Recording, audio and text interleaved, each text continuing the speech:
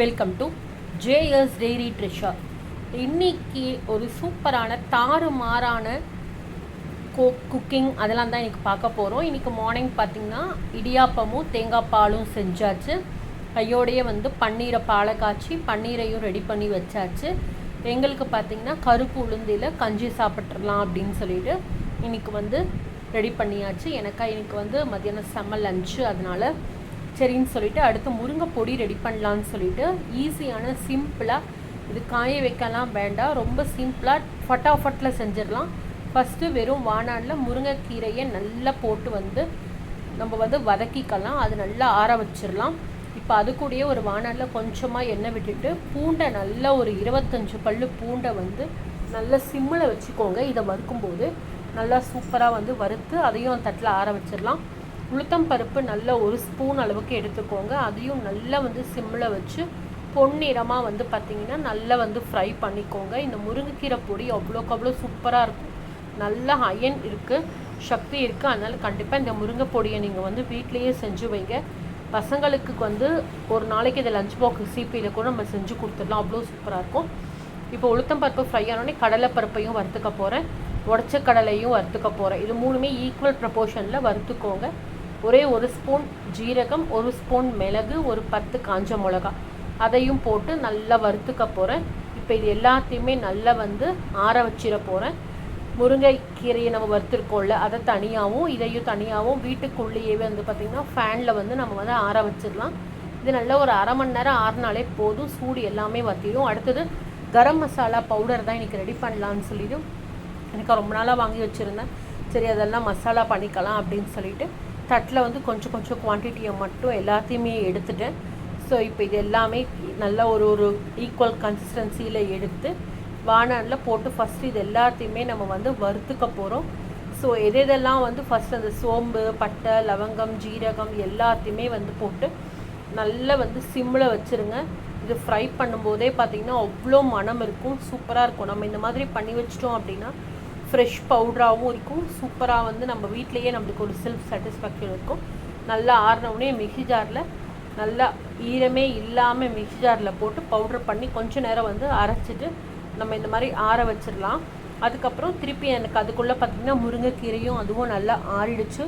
So அதையும் mixie ஜாரில் first முருங்கைக்கீரை இல்லாமல் இதெல்லாம் மட்டும் நல்லா அரைச்சிக்கிட்டேன். கல்லுப்பை போட்டுக்கோங்க. போட்டுட்டு அது மேலேயே அந்த முருங்கைக்கீரையும் நல்லா பொறன்னு ஆறி இருக்கும்.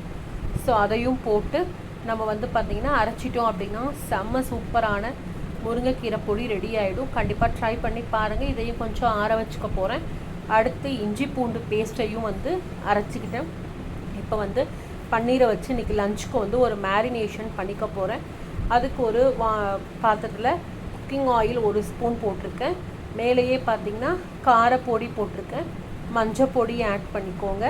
நம்மக்கிட்ட மேத்தி லீவ்ஸ் இருக்கும்ல, அதையும் நல்லா க்ரஷ் பண்ணி இது மேலேயே அதையும் போட்டுக்க போகிறேன்.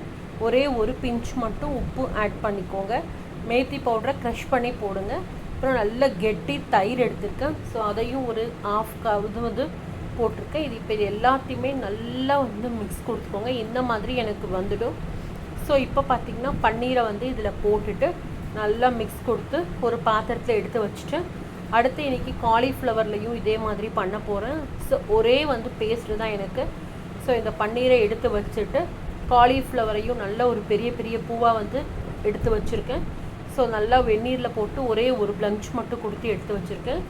ஸோ அதையும் இதில் போட்டுட்டு ஸோ இப்போது இதையும் மேரினேஷனுக்காக ஒரு அரை மணி நேரம் அழகாக வச்சிட போகிறேன். இன்றைக்கி கண்டிப்பாக தம் பிரியாணி தான் வேணும் அப்படின்ட்டாங்க பசங்க. சரின்னு சொல்லிவிட்டு சோயா பீன்ஸு, தக்காளி, கேரட்டு, பொட்டேட்டோ, வெங்காயம், பச்சை பட்டாணி இது எல்லாத்தையுமே எடுத்து வச்சுக்கிட்டேன். சீரக சம்பா ரைஸை வழக்கம் போல் ஊற வச்சுட்டேன். இப்போ இன்றைக்கி பார்த்திங்கன்னா பெரிய நம்மக்கிட்ட டபரா இருக்குல்ல, ஸோ டபராவில் தான் நான் இன்றைக்கி பிரியாணி பண்ண போகிறேன். அதுக்கு முன்னாடி கொஞ்சமாக தண்ணி விட்டு மீல் மேக்கரை ஒரு 2 மினிட்ஸ்க்கு பாயில் பண்ணி எடுத்து வச்சிட போகிறேன். ஸோ இப்போது அதுக்குள்ளே காயெல்லாம் நம்ம கட் பண்ணி எடுத்துகிட்டு வந்துடலாம்.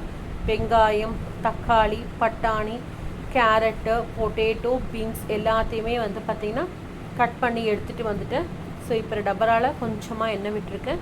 எண்ணெய் நல்ல சூடான ஆஸ் யூஷுவல் நம்ம பண்ணுற மாதிரி கடுகு போட்டுக்கோங்க. அப்புறம் வெங்காயத்தை நல்லா வதக்கிக்கிட்டு மற்ற காய் எல்லாத்தையும் போட்டுட்டு இஞ்சி பூண்டு பேஸ்ட்டையும் போட்டுட்டு எல்லா தக்காளி எல்லாத்தையும் போட்டு நல்லா வதக்கிட்டு கரெக்டாக வந்து பார்த்திங்கன்னா இன்றைக்கி 3 டம்ளர் அரிசி போட்டிருக்கேன். ஸோ 5 டம்ளர் தண்ணி. ஸோ நல்லா ஃப்ரெஷ்ஷாக பவுட்ரு பண்ண கரம் மசாலா பவுடரையும் இன்றைக்கி அதை ஆட் பண்ணியிருக்கேன். பிரியாணி மசாலாவுக்கு கொஞ்சம் ஃப்ளேவர் கொடுக்கட்டுமேன்னு சொல்லிட்டு பிரியாணி பண்ணியிருக்கேன். அது எல்லாமே கொஞ்சம் வெந்துட்டுருக்கிறதுக்குள்ளே இது எல்லாமே எனக்கு வந்து மேரினேஷன் ஆகிடுச்சு. சரின்னு சொல்லிவிட்டு பிரியாணியில் ரைஸையும் போட்டு தம்முக்கு வச்சுட்டேன். இப்போ இது எல்லாத்தையுமே பன்னீரையும் காலிஃப்ளவரையும் இன்றைக்கி அவனில் தான் பண்ண போகிறேன். ஸோ அவனை ப்ரீஹீட் பண்ணிவிட்டேன் 180 டிகிரியில் 10 நிமிஷம். ஸோ இது ஆனோடனே கரெக்டாக இதையும் போயிட்டு உள்ளே வச்சுட்டு வந்துட்டேன். ஒரு 10 மினிட்ஸ்க்கு செட் பண்ணேன். சூப்பராக பார்த்திங்கன்னா நல்லா அழகாக வந்து குக் ஆகிட்டு இருந்துச்சு. சரி இது ஆகட்டும் அப்படின்னு சொல்லிவிட்டு அதுக்குள்ளே நம்ம போய் மற்ற ஒர்க்கெல்லாம் முடிச்சுட்டு வந்துடலான்ட்டு பார்த்தா இதுவும் சூப்பராக ஆறிட்டு இருந்தது. நல்ல சாஃப்ட்டு பன்னீர்லாம் உள்ளே வந்து அவ்வளோ மசாலா இறங்கி சூப்பராக இருந்தது. அதுக்குள்ளே முருங்கைக்கீரை பொடியும் கரம் மசாலா பவுடரையும் ஏர்டைட் கண்டெய்னரில் போட்டு ஸ்டோர் பண்ணி வச்சுட்டேன். பிரியாணிக்கு தொட்டுக்கிறதுக்கு ரைத்தா தான் பண்ணியிருக்கோம். வெள்ளரிக்காவும் வெங்காயமும் தயிர் போட்டு நல்லா வந்து ஒரு பச்சடி மாதிரி பண்ணி வச்சுட்டேன். ஸோ அதுவும் ரெடி ஆகிடுச்சு. அதுக்குள்ளே தம் பிரியாணி மூக்கை தொலைச்சிக்கிட்டு நம்மளை கூப்பிடுது. சூப்பராக சுட சுட அந்த ஆவி பறக்க தம் பிரியாணி எவ்வளோ அழகாக வந்து ரெடி ஆகிடுச்சு பாருங்கள். அவ்வளோ ஃப்ளேவர்ஃபுல்லாக இருந்துச்சு, சூப்பராக இருந்தது. சரி சாப்பிட்றதுக்கும் வந்து ரெடி ஆகிட்டோம். அதுக்கப்புறம் இன்றைக்கி ஒயிட் ரைஸில் கொஞ்சம் முருங்கைக்கீரை ஃப்ரெஷ்ஷாக அரைச்சிருக்கோம்ல, ஸோ அந்த ரைஸும் சாப்பிடலாம் அப்படின்னு சொல்லிட்டு சாதத்தை ஆற வச்சுட்டு மேலே 1 ஸ்பூன் நெய் விட்டுருக்கேன். தயிர் சாதத்துக்கும் சாதத்தை வந்து ரெடி பண்ணி வச்சுட்டு தயிர் பாலெல்லாம் ஆட் பண்ணிவிட்டேன். இப்போ பாருங்கள் சாதம் நல்லா ஆறிடுச்சு. ஒரு 3 ஸ்பூன் பவுடரை மட்டும் போட்டுட்டு நல்லா கலக்கி விட்டுட்டிங்க அப்படின்னா உப்பை மட்டும் போட்டுக்கோங்க. ஸோ சூப்பரான முருங்கைக்கீரை பொடியும் ரெடி ஆகிடுச்சு. அவ்வளோதான், சூப்பராக பிரியாணி ரைத்தா அந்த இது பண்ணி இன்றைக்கி லஞ்சை முடிச்சிட்டோம். கண்டிப்பாக நீங்களும் இதே மாதிரி ட்ரை பண்ணி உங்கள் ஃபேமிலி கூட அழகாக சாப்பிடுங்க. இனி ஒரு வீடியோவில் சந்திக்கிறேன். Until then take care, bye bye, வணக்கம். நம்ம சேனலுக்கு சப்ஸ்கிரைப் பண்ணிக்கோங்க. உங்கள் ஃப்ரெண்ட்ஸ் ரிலேட்டிவ்ஸ்க்கும் ஷேர் பண்ணிவிடுங்க.